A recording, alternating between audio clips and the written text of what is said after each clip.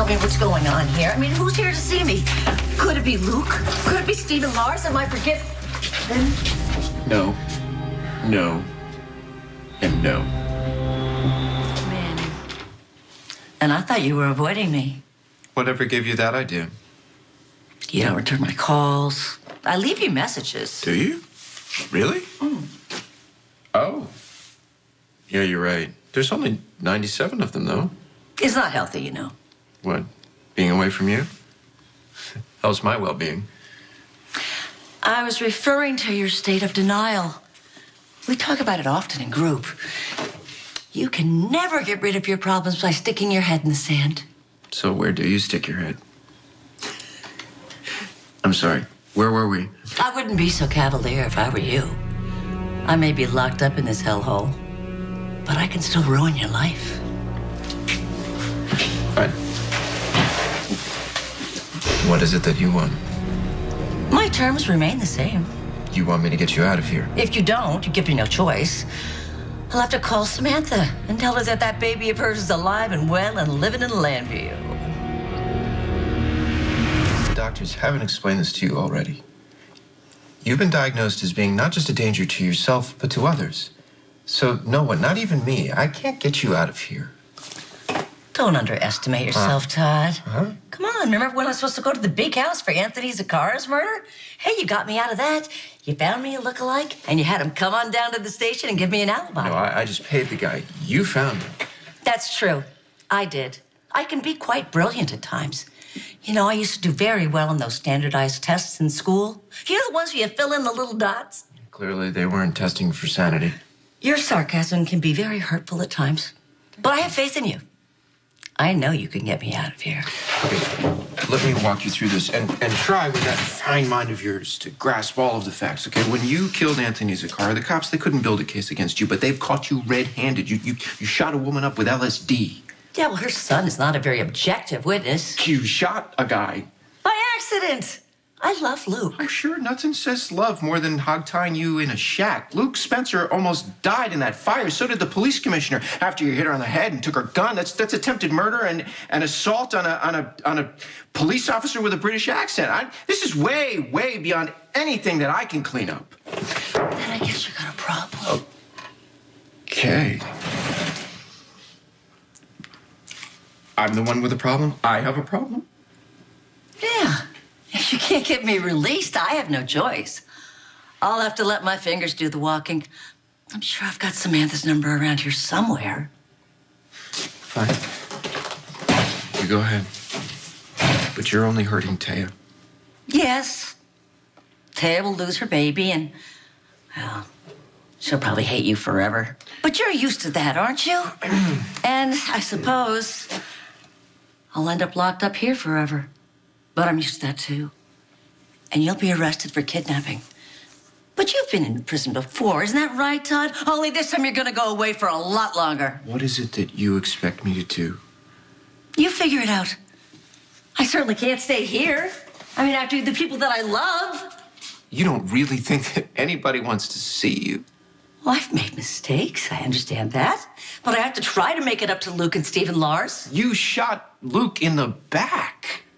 Well, love does mean never having to say you're sorry. And Stephen Lars' girlfriend, you shot her up with LSD. She's probably running naked through the woods right now looking for a drum circle. That's actually, yeah, that'd be... Are you suggesting that they won't forgive me? I'm saying that what you've done might require more than, a say it with flowers kind of apology.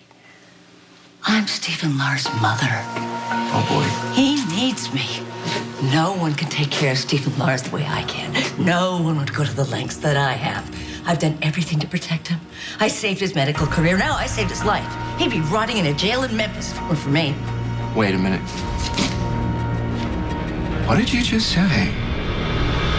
I was simply just trying to explain the depths of a mother's love. But I could hardly expect you to understand that. Oh. I know that Stephen Lars will forgive me. After everything I've done for him, he has to. Because,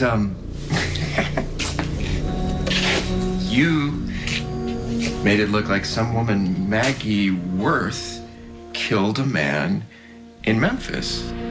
with a brilliantly composed suicide note, if I do say so myself. Oh, go ahead. Say so yourself. But now the whole world knows that Maggie Worth didn't write that letter. And so the whole world knows that she didn't 86 that patient. What are you getting at? Well, you know the cops, they love to arrest people. So, I'm sure now that they're reopening the case, they will go back to looking after the first suspect that they have. Your beloved Stephen Lars. I don't mean like funny ha-ha. I mean funny odd that Stephen Lars hasn't been arrested already since, the Memphis Police Department. They were ready to prosecute before you came up with you had a word for it. What was your scheme? What did you call it? Brilliant. Your brilliant Nothing scheme. could happen to Stephen Lars. I will not allow it. Yeah, well, there's probably nothing to worry about. I'm sure that the Memphis Police Department's real busy, eating donuts and going to Graceland. But they could open the case again, eventually. You really think the police will come after Stephen Lars again? It's just a matter of time, And then your precious baby boy will be just like you and just like me, locked up forever. No, that can't happen. Let them arrest Stephen Lars. They are not sending my baby to prison. It's okay. All right, don't worry about it. They probably have their hands full down there. So, the whole case might just fall through the cracks. There's a lot of cracks, and a lot of files, and, it's easy for them probably to lose track. Right. I've seen the way the PD operates in this town. It's a miracle they get anything done. Unless, someone were to point them in the right direction. Somebody who had influence and a lot of money. Let's say somebody who owned a newspaper. What are you saying? Well, no. I'm only speaking hypothetically here, but, hypothetically speaking, what if there were a hypothetical newspaper man who hypothetically would, put pressure on the Memphis Police Department to arrest Stephen Lars? You wouldn't. Oh, well, I'm only speaking hypothetically here, but again, hypothetically, what if there were another hypothetical newspaper man who would put money in the right pockets and make sure that Stephen's case actually fell through those cracks and that the whole thing went away entirely? I mean, I know that we're only speaking hypothetically here, but tell me something. What would you do? Is that a threat? I mean, will I start pressuring the Memphis Police Department to arrest Stephen Lars the way you've been threatening to tell Sam the truth about what I did to her baby? Yes. I'm only speaking hypothetically. But just so you know, you're not the only one in the loony bin right now who has some power. Well then, Mr. Manning, what are your terms? Heather, I can't get you out of here. But I can help you, son. How? Well, first you have to promise to not call Sam. And then if you love Stephen Lars as much as you say you do, And then what? well, I'll keep him out of trouble. How? What do you mean? You just stay here and macrame potholders, and I'll make sure that no one knows that Stephen Lars killed a patient. I'd do anything to save Stephen Lars. You'd stay in this miserable place. So we're agreed then. It ends here.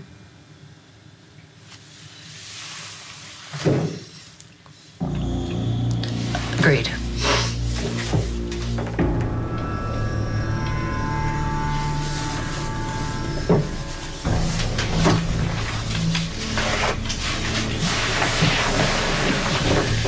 Heather. No one needs to know about our little association.